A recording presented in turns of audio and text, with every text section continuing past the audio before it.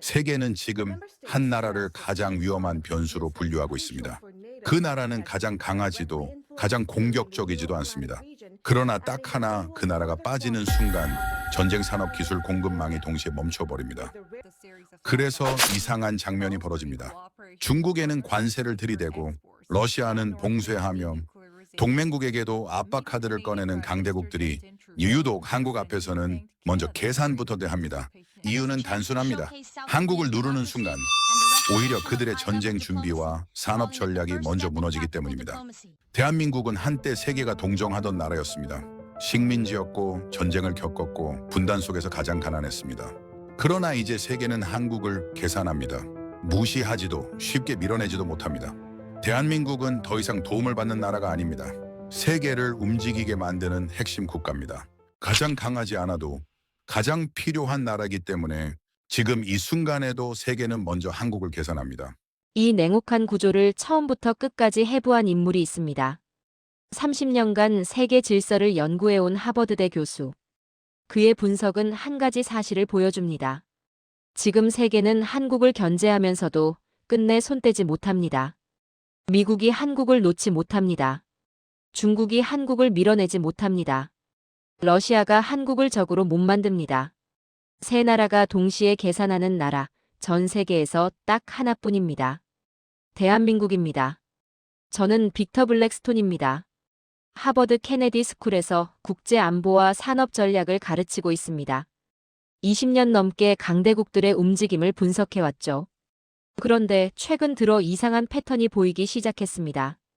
작년 가을 세미나 수업에서였습니다. 그날 주제는 강대국 경쟁 구조였죠. 학생들은 대부분 각국 정부나 싱크탱크에서 파견 나온 엘리트들이었습니다. 국무부 분석가, 펜타곤 장교, 영국 국방부 전문가들이 앉아 있었죠. 수업 중간쯤 한 학생이 질문을 던졌습니다. 미국은 중국을 압박하고 러시아도 압박하는데 한국은 왜 안 그러냐는 것이었습니다. 한국도 반도체나 조선에서 미국 경쟁자 아니냐고 물었죠. 순간 교실이 조용해졌습니다. 다른 학생들도 같은 궁금증을 품고 있었던 모양입니다. 저는 그때 깨달았습니다. 이들이 힘의 정의를 잘못 이해하고 있다는 걸 말이죠. 우리는 보통 이렇게 생각합니다. 강한 나라가 약한 나라를 압박한다고요. 군사력이 크면 강하고 GDP가 크면 강하다고 믿습니다. 틀렸습니다. 힘은 크기가 아닙니다. 빠졌을 때 멈추는 것들의 개수입니다. 중국이 사라지면 제조업이 멈춥니다. 러시아가 사라지면 에너지가 흔들립니다. 그런데 한국이 사라지면 뭐가 멈춥니까? 반도체가 멈춥니다. 조선이 멈춥니다. 배터리가 멈춥니다. 디스플레이가 멈춥니다. 정밀화학이 멈춥니다. 특수강이 멈춥니다. 군함이 멈춥니다. 방산이 멈춥니다. 원전이 멈춥니다. 인프라가 멈춥니다. 한 산업이 아닙니다. 여러 산업이 동시에 멈춥니다. 그리고 이 산업들은 서로 연결돼 있습니다. 반도체가 없으면 인공지능이 못 돌아갑니다. 조선이 없으면 군함이 안 나옵니다. 배터리가 없으면 전기차가 서고 디스플레이가 없으면 전자기기가 흔들립니다. 연결된 묶음입니다. 중국이나 러시아는 하나가 강력합니다. 그런데 대체 가능합니다. 시간이 걸리지만 다른 나라가 메울 수 있죠. 한국은 다릅니다. 여러 개가 동시에 작동합니다. 그리고 대체가 불가능합니다. 미국 해군 구축함 한 척 건조하는데 4년에서 5년 걸립니다. 한국은 2년 반입니다. 품질은 동급이거나 더 좋습니다. 미국은 지금 배를 만들 조선소가 없습니다. 중국 조선소는 믿을 수 없죠. 유럽은 비싸고 느립니다. 그럼 어디로 갑니까? 한국입니다. 이건 선택이 아닙니다. 구조입니다. 메모리 반도체는 어떻습니까? 삼성과 SK가 세계 시장의 70%를 장악하고 있습니다. 미국은 설계는 하지만 양산은 못합니다. 중국은 만들려고 하지만 수율이 안 나옵니다. 인공지능 서버 한 대에 메모리가 몇백 개씩 들어갑니다. 그게 없으면 GPT도 클로드도 못 돌립니다. 군사통신도 마찬가지죠.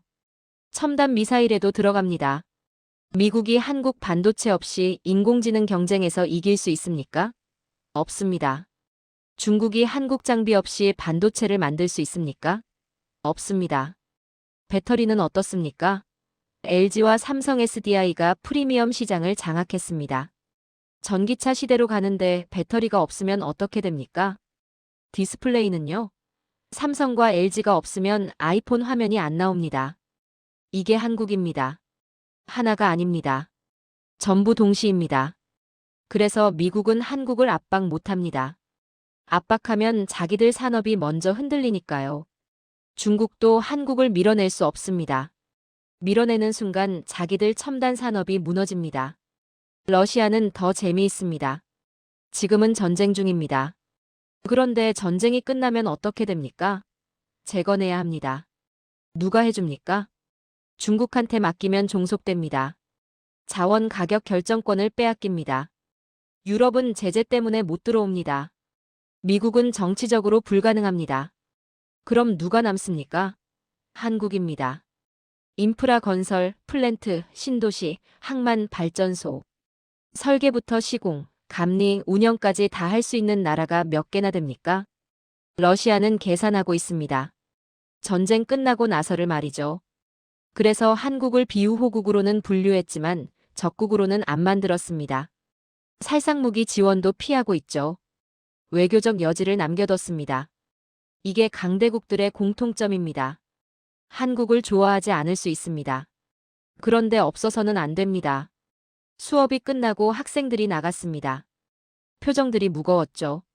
자기들이 알던 세계 질서가 생각보다 복잡하다는 걸 깨달은 모양이었습니다. 저는 창밖을 바라봤습니다. 멀리 보스턴 항구가 보였습니다. 그 항구로 들어오는 컨테이너선들 중 상당수가 한국 조선소에서 만든 배들이었습니다. 세상은 이미 바뀌어 있었습니다. 그런데 사람들은 몰랐습니다. 여전히 20세기 기준으로 세상을 봤죠. 한국은 강한 나라가 아닙니다. 그런데 빠질 수 없는 나라입니다. 강대국들은 이걸 알고 있습니다. 그래서 계산합니다. 존중이 아닙니다. 계산입니다. 세계는 강한 나라보다 빠질 수 없는 나라를 두려워합니다. 그리고 지금 그 자리에 대한민국이 서 있습니다. 이 구조를 가장 먼저 파악한 나라가 있습니다. 미국입니다. 미국은 한국을 동맹이라고 부릅니다. 그런데 실제로는 뭡니까? 놓을 수 없는 파트너입니다. 미국은 세계 최강국입니다. 군사력, 금융, 기술 모든 면에서 압도적이죠. 그런데 이상한 일이 벌어지고 있습니다. 미국이 한국을 놓지 못합니다. 지난 3월 워싱턴에서 열린 국방산업포럼에 참석했습니다. 펜타곤 고위 관계자들과 방산 기업 임원들이 모인 자리였죠. 그날 나온 이야기가 충격적이었습니다. 미국 해군이 배를 만들 곳이 없다는 겁니다. 정확히는 만들 수 있는 조선소가 4곳밖에 없습니다. 그나마도 대부분 군함 건조에만 집중하고 있죠. 상선이나 특수선은 거의 못 만듭니다. 20세기 중반만 해도 달랐습니다. 미국 조선소가 세계를 지배했죠. 2차 대전 때는 리버티함을 4,700척이나 찍어냈습니다.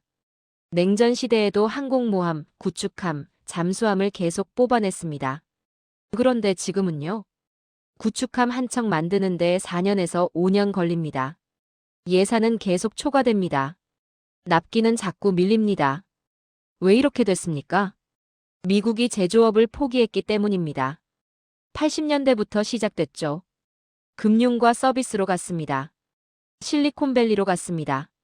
만드는 일은 중국이나 동남아에 맡겼습니다. 전략적 판단이었습니다. 고부가가치 산업에 집중하겠다는 거였죠. 그런데 함정이 있었습니다. 패권을 유지하려면 배가 필요합니다. 미사일이 필요합니다. 전투기가 필요합니다. 그것도 계속 대량으로 필요합니다. 문제는 이걸 만들 능력이 사라졌다는 겁니다.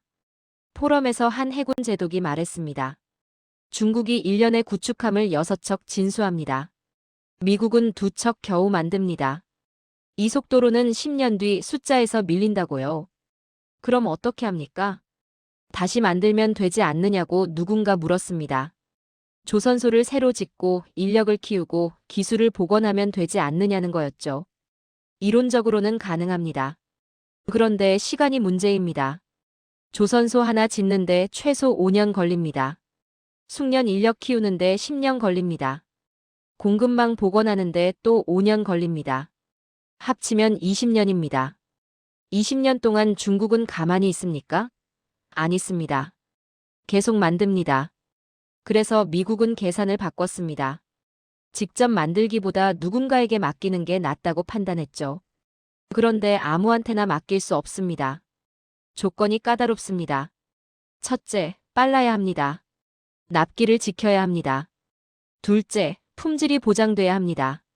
바다에서 고장나면 안 됩니다.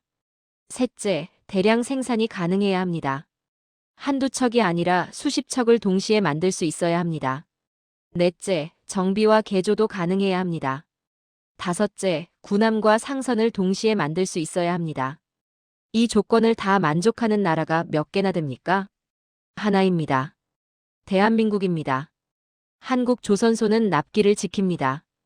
품질이 검증됐습니다. 대량 생산이 가능합니다.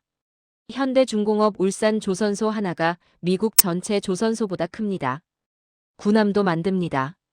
LNG 운반선도 만듭니다. 컨테이너선도 만듭니다. 특수 목적함도 만듭니다. 동시에 만듭니다. 작년에 한국이 받은 선박 수주량이 전 세계의 40%가 넘습니다. 고부가 선박은 60%입니다. 미국 입장에서 이건 뭡니까? 협력이 아닙니다. 의존입니다. 더 정확히는 응급처치입니다. 패권을 유지하려면 바다를 장악해야 합니다. 바다를 장악하려면 배가 필요합니다. 배를 만들 능력이 없으면 누군가한테 맡겨야 합니다. 그 누군가가 한국입니다. 미국은 바다를 지배합니다. 그러나 배를 만드는 손은 사라졌습니다. 이건 비단 조선만의 문제가 아닙니다. 반도체도 마찬가지입니다. 미국이 설계는 합니다. 그런데 첨단 메모리는 못 만듭니다. 삼성과 SK한테 맡깁니다. 배터리도 그렇습니다. 전기차 시대로 가는데 배터리 양산 능력이 없습니다. LG와 삼성 SDI한테 의존합니다. 디스플레이, 정밀화학, 특수강도 비슷합니다. 미국은 기술은 있습니다. 그런데 대량으로 빠르게 안정적으로 만들 능력이 부족합니다. 패권은 보여주는 무기가 아니라 계속 만들어낼 수 있는 능력입니다. 미국은 이걸 잃어버렸습니다. 그래서 한국이 필요합니다. 작년에 바이든 대통령이 한국을 방문했습니다. 삼성 평택 반도체 공장에 갔죠. 거기서 미국 투자 확대를 요청했습니다. 이건 투자 유치가 아닙니다. 생존 조치입니다. 미국이 인공지능 경쟁에서 중국을 이기려면 첨단 메모리가 필요합니다. 그걸 만들 곳이 한국밖에 없습니다. 그래서 모셔오는 겁니다. 한국 기업들은 미국 땅에 공장을 짓고 있습니다. 삼성은 텍사스에 반도체 공장을 짓습니다. LG는 미시간에 배터리 공장을 짓습니다. 현대는 조지아에 전기차 공장을 짓습니다. 미국은 보조금을 줍니다. 세제 혜택을 줍니다. 규제를 완화합니다. 왜 이렇게까지 합니까? 없으면 안 되기 때문입니다. 미국은 한국을 동맹으로 존중하는 게 아닙니다. 빠지면 안 되는 구조로 관리하고 있습니다. 이게 21세기 패권의 실체입니다. 미국은 한국을 떠날 수 없습니다. 인공지능 전쟁의 진짜 병목은 연산이 아닙니다. 메모리입니다. GPT 서버 한 대에 고대 역폭 메모리가 수백 개씩 들어갑니다. 첨단 미사일에도 들어갑니다. 군사 위성 통신에도 들어갑니다. 자율주행차에도 들어갑니다. 문제는 이걸 만들 수 있는 나라가 거의 없다는 겁니다. 미국은 설계는 합니다. 마이크론이 있죠. 그런데 첨단 제품 양산 능력이 떨어집니다. 원하는 만큼 못 만듭니다. 수율도 낮습니다. 중국은 어떻습니까? 돈은 넘칩니다. 국가가 전폭 지원합니다. 그런데 장비가 없습니다. 네덜란드 ASML 장비를 못 삽니다. 미국이 막았죠. 자체 개발하려고 하는데 시간이 걸립니다. 10년은 걸릴 겁니다. 수율도 문제입니다. 반도체는 만드는 게 중요한 게 아닙니다. 제대로 작동하는 걸 대량으로 만드는 게 중요합니다. 중국은 여기서 막힙니다. 그럼 누가 만듭니까? 삼성과 SK 하이닉스입니다. 고대 역폭 메모리 시장 점유율이 90%가 넘습니다. 엔비디아 H100 칩에 들어가는 메모리 전부 한국산입니다. 미국 인공지능 기업들이 쓰는 메모리도 한국산입니다. 이게 뭡니까? 독점입니다. 미국이 인공지능 경쟁에서 이기려면 한국 메모리가 필요합니다. 중국이 따라잡으려 해도 한국 기술 없이는 불가능합니다. 병목을 쥔 쪽이 판을 흔듭니다. 작년에 미국이 반도체 지원법을 만들었습니다. 보조금을 600억 달러 넘게 풀었죠. 그런데 조건이 하나 있었습니다. 한국 기업들이 미국에 와서 공장을 지어달라는 겁니다. 이건 경쟁이 아닙니다. 애걸입니다. 중국도 비슷합니다. 한국 반도체 장비 수출을 막지 못합니다. 막으면 자기들 산업이 먼저 무너지니까요. 기술 격차보다 무서운 게 양산 격차입니다. 설계할 수 있어도 대량으로 안정적으로 만들지 못하면 소용없습니다. 한국은 설계, 양산, 수율, 안정성을 동시에 확보했습니다. 이 조합은 전 세계에서 거의 없습니다. 인공지능 시대의 병목은 한국입니다. 그래서 세계는 한국을 설득하지, 압박하지 않습니다. 중국은 주변국을 삼키는데 천재입니다. 패턴이 있습니다. 먼저 경제로 묶습니다. 투자하고 교역합니다. 의존도를 높이죠. 그 다음 기술을 요구합니다. 이전하라고 압박합니다. 그 다음 외교를 흔듭니다. 우리 편이냐 아니냐 선택하라고 합니다. 마지막으로 안보까지 장악합니다. 동남아가 그랬습니다. 중앙아시아도 그랬습니다.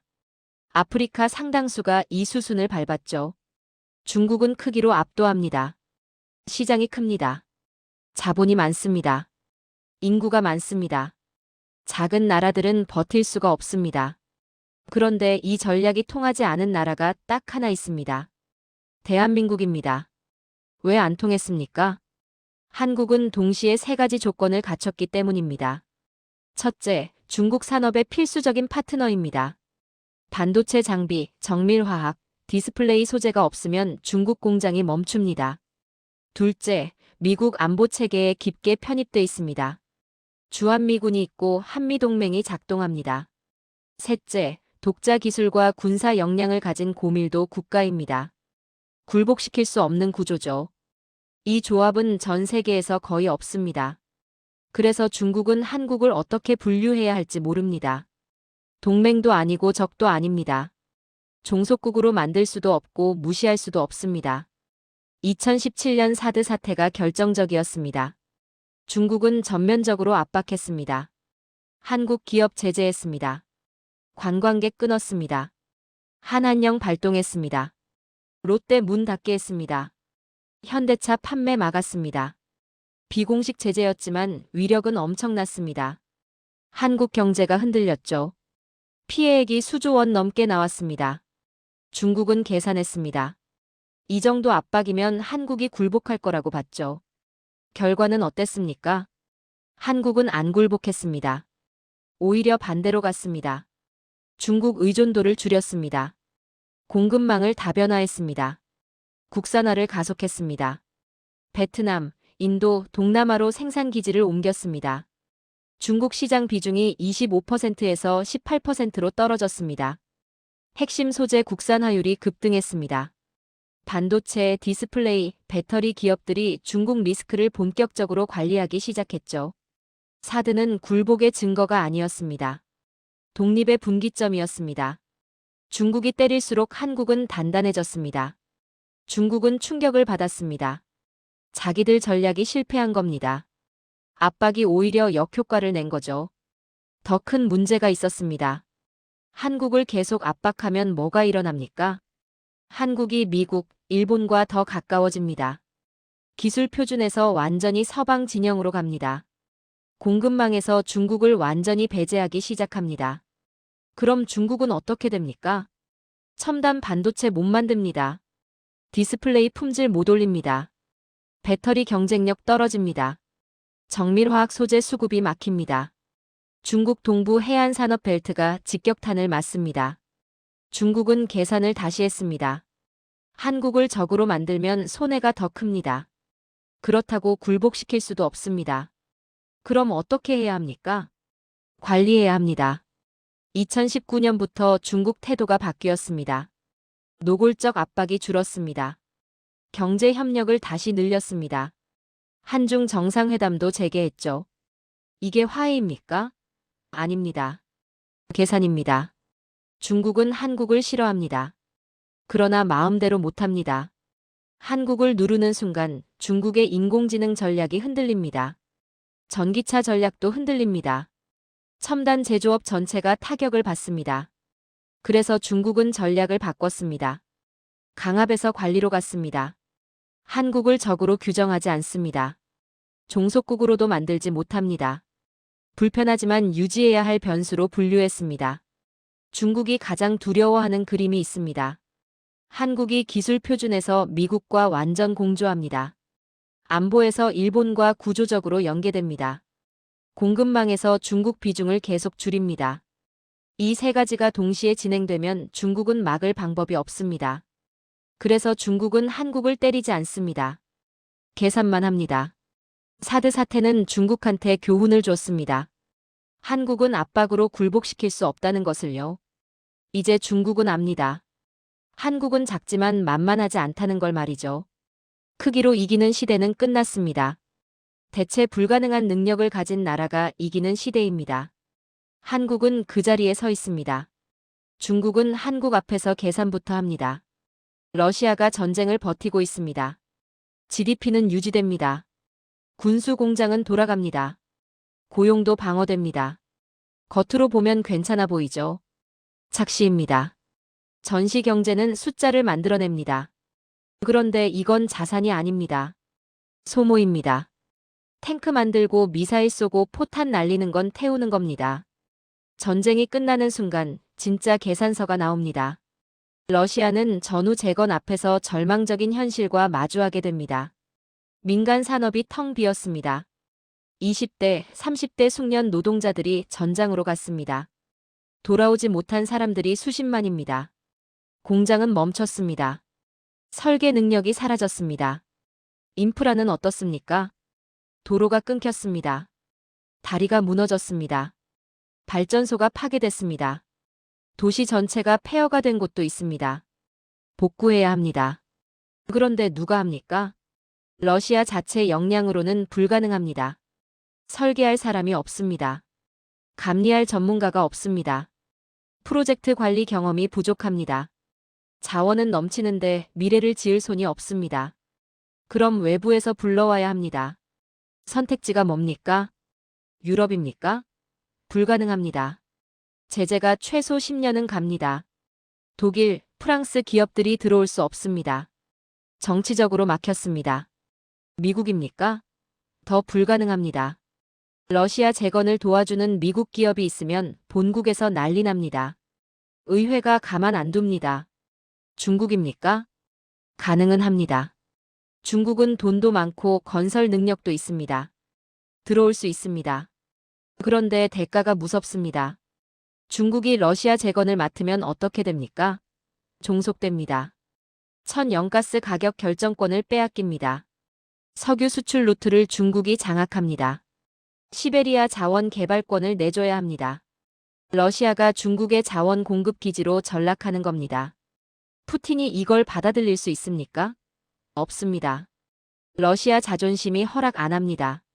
선택지가 무너졌습니다. 유럽은 제재로 막혔습니다. 미국은 정치적으로 불가능합니다. 중국은 종속 위험이 큽니다.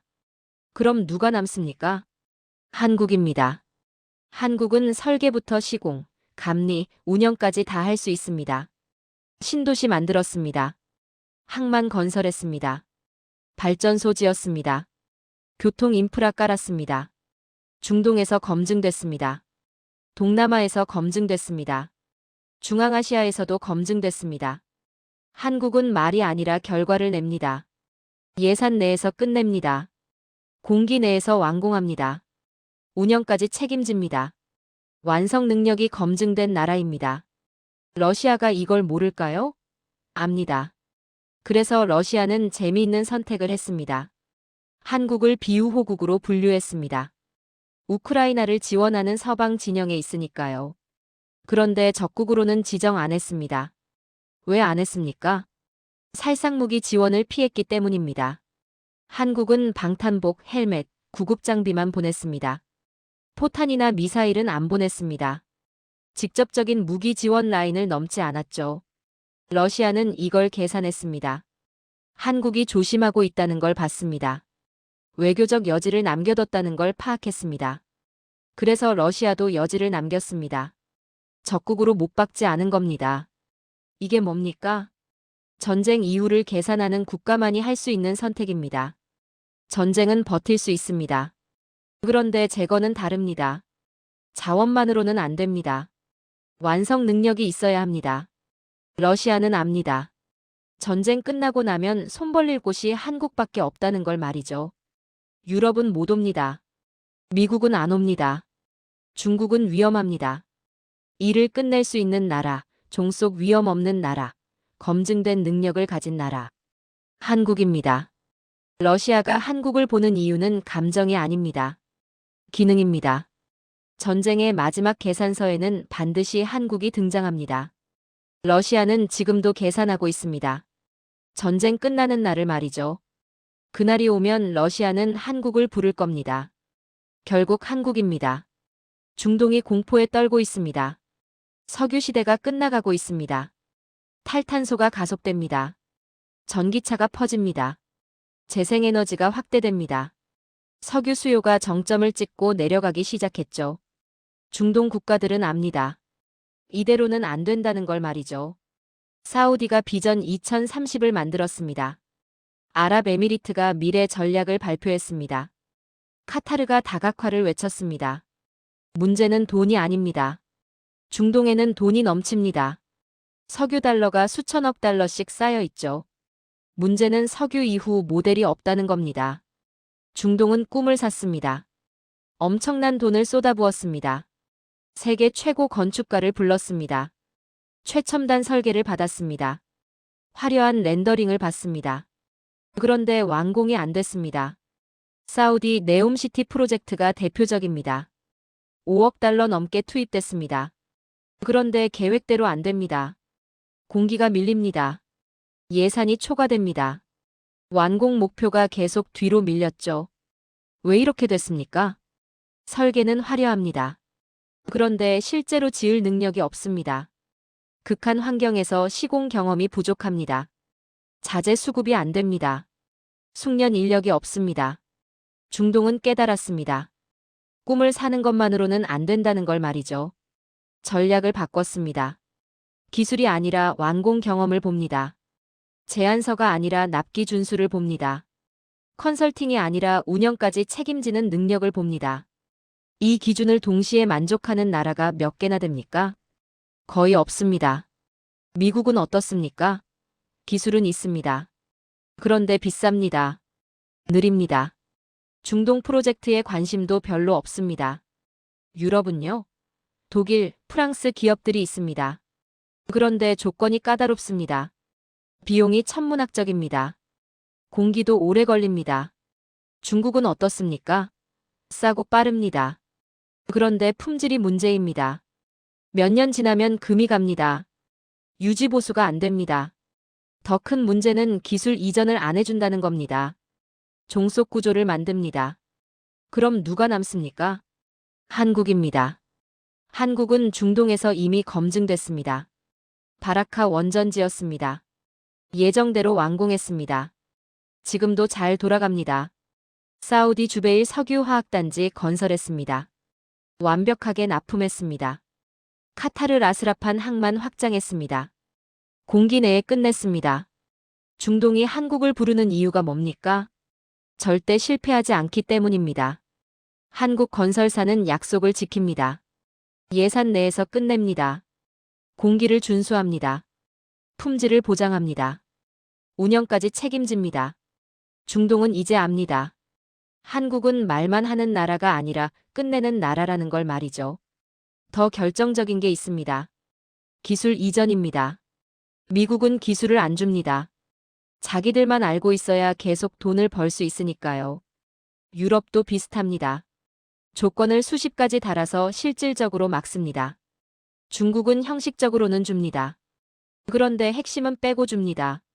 결국 중국 기술자가 계속 와야 합니다. 종속되는 구조죠. 한국은 다릅니다. 조건만 맞으면 진짜로 이전해 줍니다.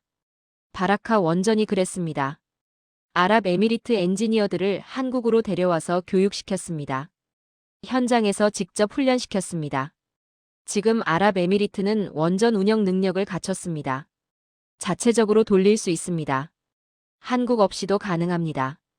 이게 뭡니까? 진짜 파트너십입니다. 중동은 평가했습니다. 한국은 우릴 대체하지 않고 우리를 만들게 한다고요. 이게 결정적이었습니다. 사우디가 최근 발표한 메가 프로젝트들 보십시오. 신도시 건설, 산업단지 조성, 항만 확장, 철도 연결. 전부 한국 기업들이 참여합니다. 한국 건설사들이 수주한 중동 프로젝트 규모가 작년 기준 400억 달러 넘습니다. 올해는 더 늘어날 겁니다. 왜 이렇게 됐습니까? 중동은 더 이상 꿈을 사지 않습니다. 완성할 수 있는 나라를 삽니다. 돈은 준비돼 있었습니다. 문제는 끝낸 경험이 없었습니다. 한국은 그 경험을 가지고 있었습니다. 중동 왕족들이 한국을 방문합니다. 삼성, 현대, 포스코를 둘러봅니다. 감탄합니다. 자원 없이 이렇게 만들었다는 것에 놀랍니다. 사우디 왕세자 무함마드 빈 살만이 직접 말했습니다. 한국 모델을 배우고 싶다고요. 석유 이후 국가를 만들고 싶다고요. 한국은 기술을 숨기지 않습니다. 그래서 신뢰를 얻었습니다. 중동의 미래 설계자, 그 자리에 대한민국이 서 있습니다. 석유가 끝나도 중동은 살아남아야 합니다. 그 생존 설계를 한국이 그리고 있습니다. 중동이 한국을 보는 이유는 단순합니다. 한국만이 끝낼 수 있기 때문입니다. 일본과 유럽은 실패하지 않았습니다. 오히려 너무 완벽하게 성공했습니다. 문제는 그 성공 방식이 20세기에 고정됐다는 겁니다. 일본을 보십시오. 장인 시스템이 있습니다. 연공 서열이 있습니다. 평생 고용이 있습니다. 20세기에는 최고의 시스템이었죠. 품질을 만들어냈습니다. 신뢰를 쌓았습니다. 그런데 지금은 어떻습니까? 초고령 사회가 됐습니다. 조직 문화가 경직됐습니다. 젊은 인재가 의사 결정권을 못 가집니다.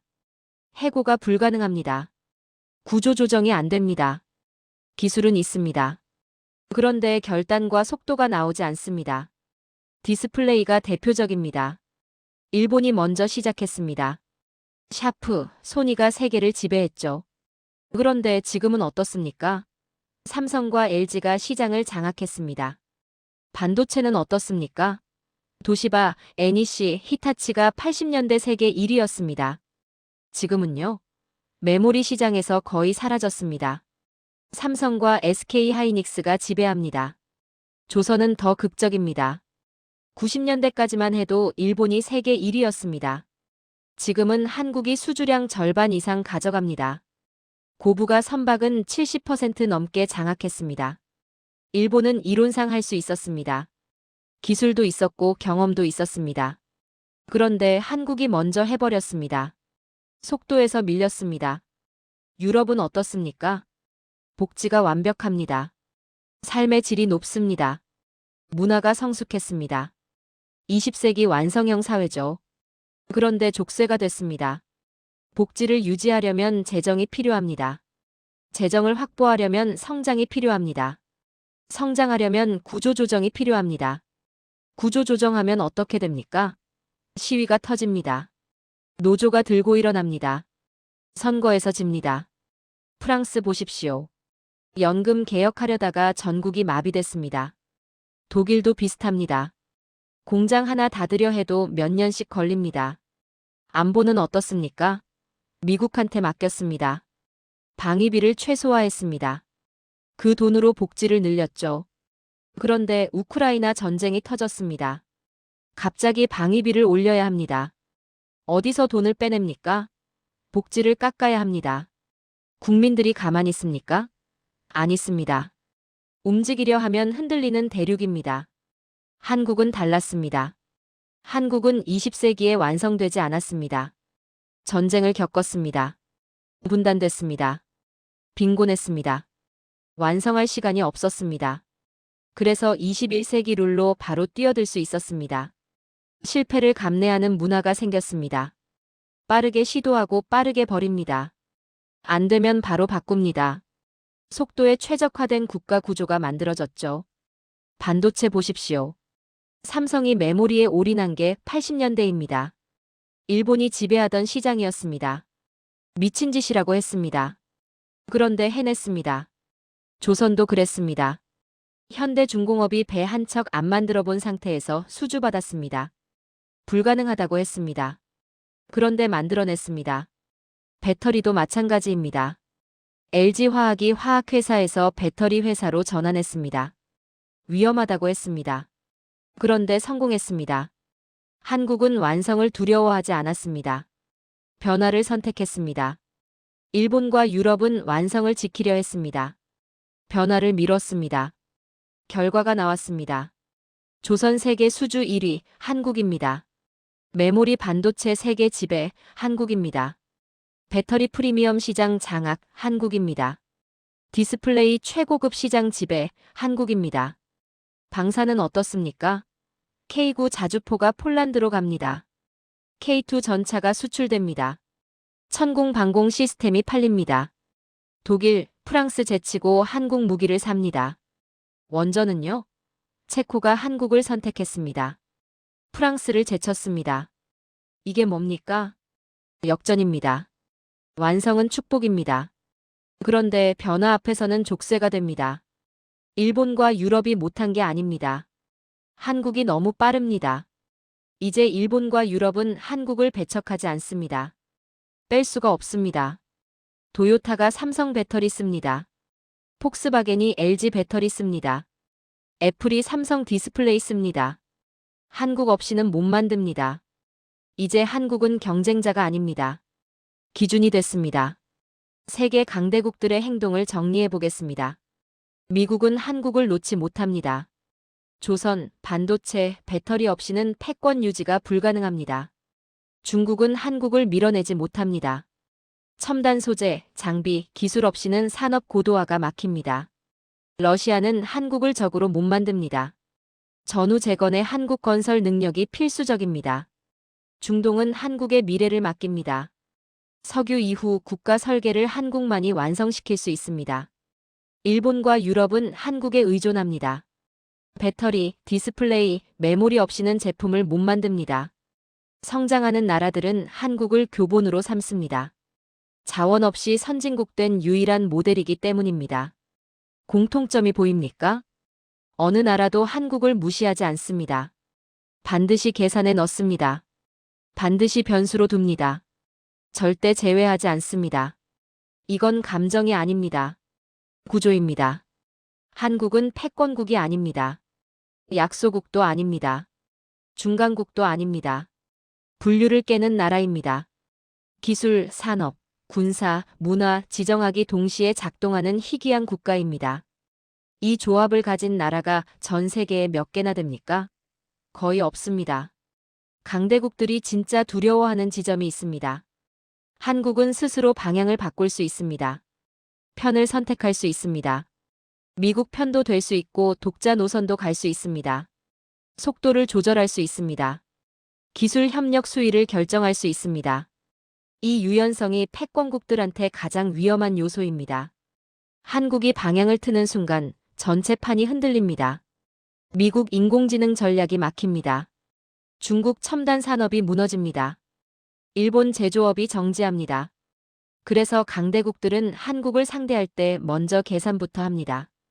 이 나라의 역사를 돌아보십시오. 일제 식민지였습니다. 35년 지배당했습니다. 해방됐습니다. 그런데 3년 만에 전쟁이 터졌습니다. 300만 명이 죽었습니다. 국토가 폐허가 됐습니다. 전쟁 끝나고도 분단됐습니다. 세계 최빈국이었습니다. 1인당 GDP가 70달러였습니다. 아프리카보다 가난했습니다. 자원이 없었습니다. 석유 한 방울 안 나옵니다. 철광석 없습니다. 굴이 없습니다. 땅도 좁습니다. 인구도 적습니다. 그 상태에서 어떻게 했습니까? 70년 만에 세계 10위권 경제 대국이 됐습니다. 조선 세계 1위입니다. 반도체 세계 2위입니다. 배터리 세계 2위입니다. 디스플레이 세계 1위입니다. 방산 수출 세계 9위입니다. 군사력도 확보했습니다. K2 전차, K9 자주포, K21 대공포, KSS 잠수함, 세종대왕급 구축함.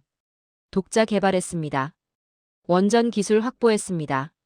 바라카 원전 완공했습니다. 체코 원전 수주했습니다. 우주 기술도 올라갑니다. 누리호 쏘아 올렸습니다. 독자 발사체 확보했습니다. 이게 어떻게 가능했습니까? 불가능을 가능으로 바꾸는 국민들이 있었기 때문입니다. 배 한 척 안 만들어 봤는데 만들겠다고 나섰습니다. 반도체 기술 하나 없었는데 메모리에 올인했습니다. 원전 설계 못했는데 수출했습니다. 미친 짓이라고 했습니다.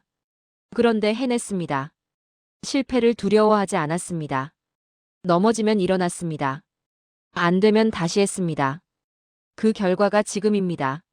세계는 한국을 좋아해서 상대하지 않습니다. 없어서 안 되기 때문입니다. 견제는 힘의 증거입니다. 의존은 대체 불가의 증명입니다. 한국은 이제 질서를 따르는 나라가 아닙니다. 질서를 흔드는 변수입니다. 강대국들이 규칙을 만듭니다. 그런데 한국이 그 규칙 안에서 움직이면 판이 돌아갑니다. 한국이 빠지면 판이 멈춥니다. 이게 진짜 힘입니다. 한국은 선택지가 아닙니다. 전제 조건입니다. 세계에서 가장 무서운 나라는 가장 강한 나라가 아닙니다. 빠질 수 없는 나라입니다. 지금 그 자리에 대한민국이 서 있습니다.